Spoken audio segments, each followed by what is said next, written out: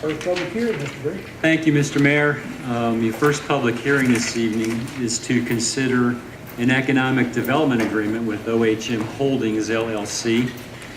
Give you a little bit of background on this project, but I'm not going to steal the thunder of our presenters. In a minute, I'll turn the podium over to Paul Thompson, who's the founder and chairman of Transportation Insight, and Scott Millar, who is no stranger to these chambers, our president of the Economic Development Corporation. But this is really a red letter day for the city of Hickory and Transportation Insight, something that we've been working on pretty diligently for almost a year and really picked up steam in the last several months. The opportunity for Transportation Insight to make a significant investment in the city of Hickory with their corporate headquarters and really a campus. And with that, I will turn it over to Mr. Thompson. And then he'll split some time with Mr. Millar prior to you all opening the public hearing. Well, Council, thank you for your time. Transportation Insight, and I'm going to go over just a little bit of brief information. Transportation Insight was founded here in Hickory in 1999. We've been a very blessed company. If you look at the chart that we have up here, we're in the enterprise logistics space. What's interesting about transportation, I'm an industrial engineer by education, and the last thing I ever thought I'd be was a trucker. And I think sometimes the good Lord knows more than we do, because I didn't realize that transportation and logistics is number 2 in the economy, second only to medicine. And so we're proud to be in that sector, and we're also proud to be a big player in the community, because it's one of the vibrant areas that our economy can continue to grow, not just with us, but in other ways, just like the Target Distribution Center that we have. But basically, we have 40 offices across North America. We have 400 clients. Our clients are enterprise, so when we handle the client, we handle it all. And a lot of our clients are Fortune 1,000 clients.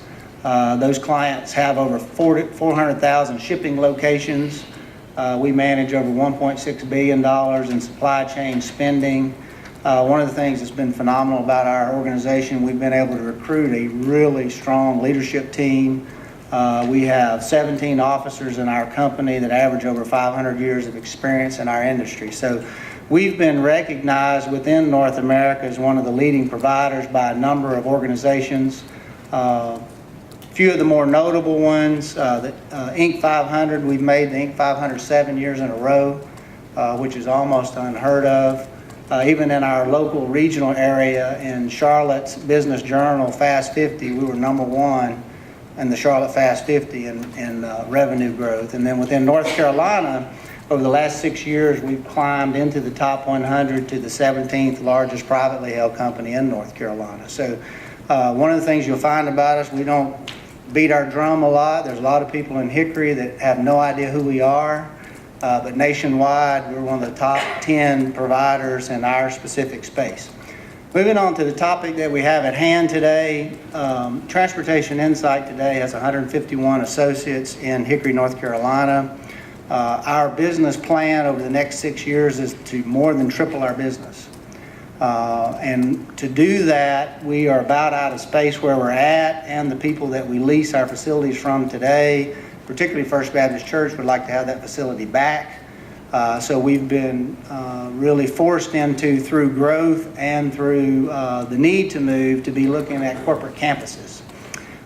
Today we own the land in that is the crown hill above the Henry River soccer field, which is actually in the city of Longview. We bought that land about 10 years ago with the intention of building a CommScope type corporate headquarters there. And where we sit today, though, is we continue to recruit a very vibrant, educated, often a lot of kids out of school, college, 4-year degree people, as well as professionals around the country. So the thing we're finding and challenged with, since 2011, we've hired 57 college graduates since January 2011, and we've recruited a number of executives from other parts of the country. And so what we're finding is those people they want a more vibrant lifestyle. They want to walk to lunch. They want to have outside activities. They want to have physical facilities to do things. And so we have had both internal and external kind of at a crossroads about whether we want to sustain our corporate headquarters in Hickory, North Carolina, where it was founded, or should we move to Charlotte? And I would say that that's a mixed bag. Probably 2/3 of our people who live here and have been in this area would love to see us stay here. There's probably 1/3 of our organization that would like to see us move someplace with a little bit more activity, a little more vibrancy. And so when we're in a position today with the kind of growth that we're at, we had to make a decision. And quite frankly, we've made the decision that it is our desire to retain our corporate headquarters here and to grow our business here. And so we were fortunate to, this particular facility, I've been looking at and working on the old Lowerly Mill for 3 years. We finally have reached an agreement to acquire the mill, and we have closed on it. The mill itself is this building. It's about 40,000 square feet of space. It is one of the original hosiery mills in the area. What you see here is the second floor. It has a lot of, it's all hardwood flooring, hardwood ceiling, so we'll be putting that back to historic restoration. We've also got a contract, and we'll be closing on this property next week behind there to build an overall corporate campus. This is a top view of what that campus would look like. This is parking, this is parking, this is the mill facility. This is the new expanded facility that I'll show you visuals on in just a second. What you'll see here is a full-size gymnasium that we intend to build for basketball for our associates, and we also intend to make that available to community organizations. We have the majority of the land behind here under contract. We intend to also build athletic fields for our people's use and green space, as well as people in the community. And this section of the building will be building exercise facilities, showers. Basically what we want is our, and on this area of the building right here, which I'll show you in a minute, we're going to be building a cafeteria where we'll have a chef that'll be preparing healthy meals every day. So one of the things we all fight is to have, we're self-insured, and we want to be able to sustain our ability to have healthy employees and happy employees. So we're going to create a lifestyle business. Picture these people getting out at lunch, having some good exercise, maybe here and the outside green spaces we have. Come back in, take a shower, have lunch over here, and then go back to work. So this is a top view of what we expect the campus to look like. This again is the mill building. What you see here right now is a metal warehouse. Our intention is for this to be the cafeteria for us, where we have both inside dining and outside dining, with a breezeway between these two buildings. The building here shows 2 major expansions on the front of it, with a tremendous amount of aesthetics here, and this may give you a top view of what the gymnasium at the end of that may look like. This is what we expect the front view of the old Hickory Mill to look like. If you notice this Art Deco look from the early 30s, we intend not only to sustain it, but continue to develop it. You see here some of the outside dining areas. One of the things we'll do throughout this facility is move power lines and really put a lot of green space there to the extent we can. So when you cross that ridge coming down 127, this property is literally at the crossroads of, the centroid of Hickory, and it'll be one of the first things you see when you enter our community. So instead of seeing the dilapidated mill that exists there, we're going to develop an office complex today with about 70,000 square feet of office space, and I haven't added up the acreage. It's really been a challenge. We've had to get contracted 11 different parcels owned by 14 different people. And so it's been a yeoman's chore, but we finally are to the point that we've been able to do that. So this is the view from 127 looking to the southeast. What you see today in this mill facility here is the most common view, because usually when you cross this hill, you don't really notice it. The cobbler shop is up here. But when you cross this hill, this is the view people see. So not only will we be developing this mill, we'll be developing this complex behind the mill, making that into a complete office park and really enhancing that entire corridor. This is what the other building would look like. Quite frankly, it's the one that you see the most aesthetic change, because in the mill building, we'll want to sustain the mill aesthetics and everything about the mill and the way that it looks. This building will have a lot more liberty to be turning it into something that's got a little bit more modern look, but yet tied into the building. Our desire is, when we put these two buildings together, for them to look like they were built in a similar fashion in terms of style, in terms of color. This is another side view looking at 3rd Street at the mill facility here and the crosswalk into the other facility. Basically, when we look at where we're headed with this, we are excited to be able to make a commitment to the city of Hickory. I will tell you the biggest challenge that I have within our workforce is for our organization and the people in our organization to have more outside activities. I'll use myself as an example. I am really excited about the farmers market that we build. I mean, my wife and I are very active. We get up on Saturday morning. I live at Catawba Country Club. There's no place to ride bikes around here. So we get on our bikes and we take our life in our hands to come up 127 all the way from Catawba Country Club to be able to come to the farmers market and have breakfast. And so this group, in making this investment in this corridor, I also say we're following suit, you know, with Mr. Zaccaroli, with the Hollard Mill, with what's going on with John Moretz, and a number of other scenarios. But I would challenge this organization to look at the vibrancy of the cities that truly are changing, that truly are attracting workforces. You look at Greenville as an example. You look at Asheville as an example. I have a place in downtown Charlotte. Let me tell you, there are cranes everywhere. And so the young workforce that exists today, the young workforce that works for me, they want activities daily. And I'm not talking about they're looking for, you know, bars and hangouts. They want to get up on Saturday morning. They want to go someplace and have outside breakfast. They want to have green space. They want to have places to ride their bikes. And so one of the things I'll challenge you is that the taxpayer that's going to be paying our bills 15 years from now is not got the same motivation as the taxpayer we have today. My children don't want the big house in the suburbs. They don't want to mow the yard. They don't want to collect a lot of things.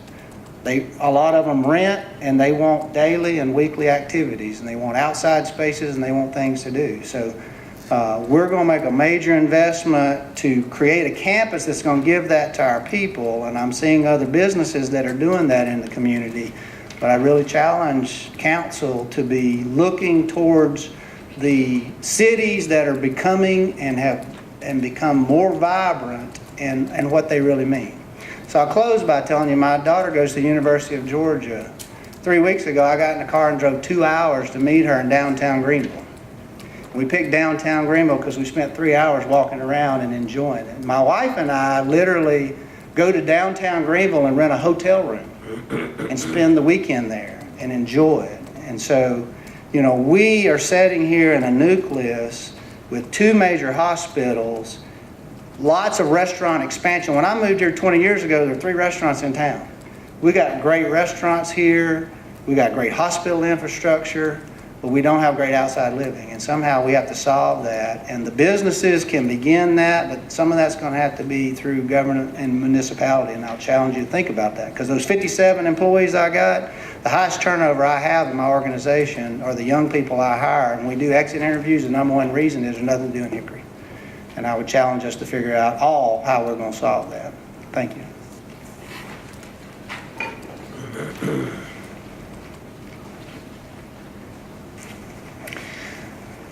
Paul, I'd like to live in the city you're talking about. That's a really neat project. It's been a pleasure to work with you and your company, company of character, men of character, and project that we're talking about of character. I applaud what your plans are for this area. I came here looking, and actually when I first started coming to Hickory, it was because of the bike shop that was located. Dave and Cheryl Lance had that bike shop located right across the street from this project. And, you know, I've been looking at this site for many, many years. And this piece of property, I would say, ever since I've been coming to Hickory, 30 years or so, has been underutilized, and certainly it's been vacant for the last recent 2 or 3 years. If we could get mine started, thanks. This corporate campus will provide the profile that we're talking about to drive many of the changes that we're talking about within the city of Hickory. I would characterize this as a landmark property. How many times have you come down First Avenue and turned right onto 127 and you've looked over at that and just gone, gosh, man, that's got some opportunity.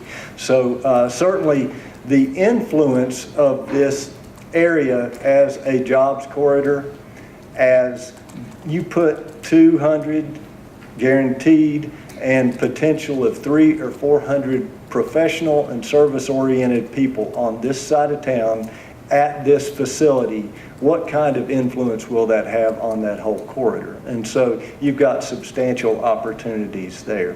It just augments what's already going on in that area. Certainly with the Holler and the Moretz redevelopments, the Cornerstone project down at the other end of Main Avenue at the Piedmont Wagon location.